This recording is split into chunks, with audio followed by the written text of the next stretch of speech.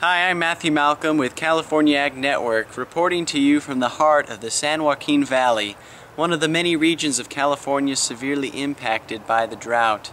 While I normally focus my video reports strictly on agriculture, this drought has had a severe impact on both the farmer and the consumer. And with so many different sources of information available today and the unfortunate growing gap between the farmer and consumer, many farmers are concerned what the public really knows about the drought, or if they even care at all. Here's the feedback I received from some of these everyday consumers on their knowledge of the drought. What do you know about the drought in California?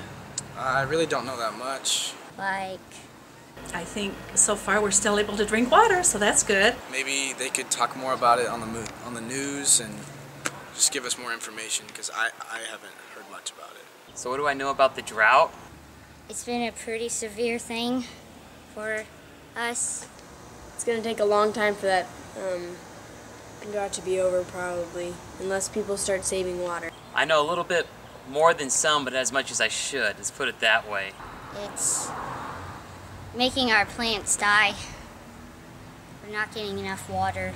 Well, everybody knows about it because everything's dying, especially here in the Central Valley. I know that it is causing serious damage to all of California, and it's going to affect most of the world, actually, because the amount of crops that are grown here in California, especially in the Central Valley. Well, I know we're in our fourth year in a drought. Each year it's getting worse and worse. We're having less and less rain. I go up in the mountains a lot, and when I went up in the mountains this early June and May, there was like no snow. The lakes were low, rivers were dry, and you can definitely see it up in the watershed area where we should have snow and a lot of water, but there's nothing there. So it's definitely affecting us, and we're feeling it as consumers in our homes, and everybody saves a little bit of water. It combines together to save a lot of water. We get limited to how much water we can use, and if you use over that, it costs more. I pay attention to things like wildfires. There's more of those because there's a big drought, and I know we haven't had any rain for a long time, and we don't have any snowpack, so it's pretty dire. And living in the Central Valley, I don't think anyone can escape the effects on agriculture. Water controls everything. It helps us grow our food. It helps us, keeps us walking. And it helps us whether we can it depends on how we can decorate our yards, for goodness sake. So it's a huge part of our lives. We use it for cooking, we use it for cleaning, we use it for bathing, we use it for watering plants, watering grass. It's everyday, normal thing that people use, and that would be tough to go without.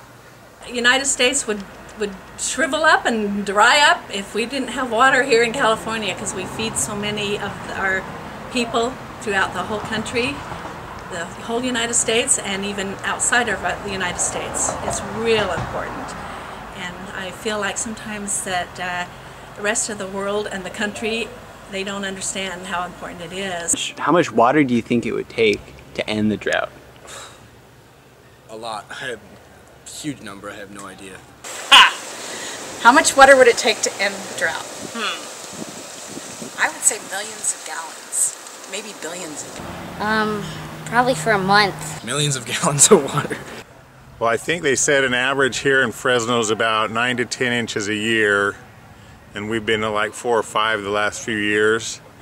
So based on that, I guess we probably need about 2 or 3 years of 15 inches of rain or something like that, maybe. It's probably going to take 3 or 4 really good snowpacks. And those snowpacks need to last a long time. We need like November, December, January, February, March just to be raining like crazy. With a lot of snow up in the mountains. We're going to need a whole flood of water to end this drought. Do you think we have enough storage, like water storage? No, we don't have enough water storage. We need a lot more water storage. I think we all know we don't have enough water storage. We've depended on snowpack in the mountains. We're going to have to do a much better job of storing water. Although there are many who remain unaware of the severity and impact of the California drought, there are many that do know and care enough to make a difference.